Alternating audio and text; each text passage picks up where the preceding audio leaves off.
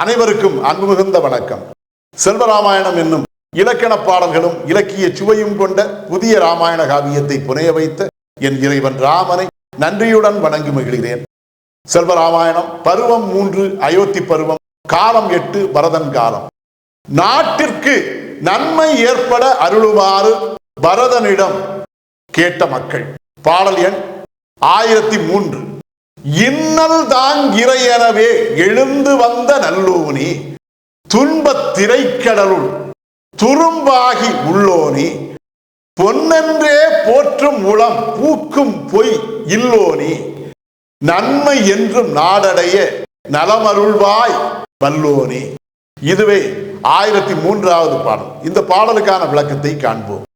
இன்னல் தாங்கிறையெனவே எழுந்து வந்த நல்லோனி என்கிற முதல் வரிக்கான விளக்கம், கோசல நாட்டுக்கு ஏற்பட்டிருக்கக்கூடிய துன்பம் யாவையும் தாங்கக்கூடிய இறைவனாகவே வந்திருக்கக்கூடிய நல்லவராக விளங்கக்கூடிய பரதனே, உன்னுடைய தந்தையின் இறப்பினால் கோசல நாட்டுக்கு ஏற்படக்கூடிய அந்த துன்பங்கள் யாவையும் தாங்கக்கூடிய வகையிலே தாங்கும் வல்லமை மிகுந்த நல்லவராக விளங்கக்கூடிய எங்கள் அன்புடைய பரதனே, துன்பத் திரைக்கடலுள் துரும்பாகி உள்ளோனே, நீ அடைந்திருக்கக்கூடிய துன்பங்களின் காரணத்தால் துன்பம் என்கிற பெருங்கடலின் உள்ளே மாட்டிக்கொண்ட ஒரு துரும்பினை போலவே, அந்த துரும்பானது அங்கும் இங்கும் அலைக்கழிக்கப்படுவதைப் போலவே துன்பத்தினால் அலைக்கழிக்கப்பட்டு ஒரு பெருந்துன்பம் அடைந்த துயரத்துடன் துரும்பினை போலவே காட்சியளிக்கக்கூடிய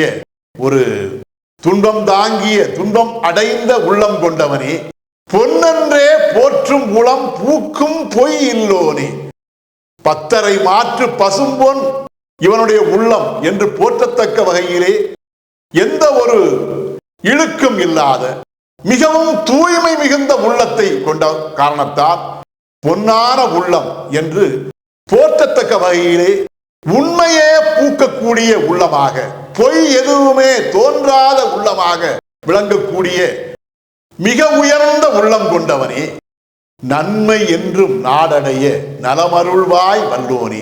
அத்தகைய மேன்மையான உள்ளம் கொண்ட நீதான் இந்த நாட்டிற்கு நன்மை செய்ய வேண்டும். உன்னால் தான் இந்த நாட்டுக்கு நன்மை விளையும் என்பதால் இந்த நாட்டிற்கு ஏற்பட்டுள்ள துன்பம் யாவையும் போக வைத்து நாட்டிற்கு நன்மை ஏற்படுவதற்கு நீ நலம் அருள வேண்டும், உன்னுடைய வல்லமையால் அது நிகழ வேண்டும் என்று அந்த மக்கள் யாவரும் பரதனிடம் அன்போடு கேட்டுக்கொண்டனர்.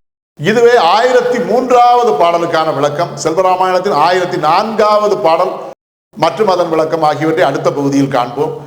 இறையருளால் அடியேன் இயற்றிய நல்லதோர் இலக்கியத்தையே செல்வராமாயண காவியமாக உங்கள் முன் தொடர்ந்து வழங்கி வருகிறேன்.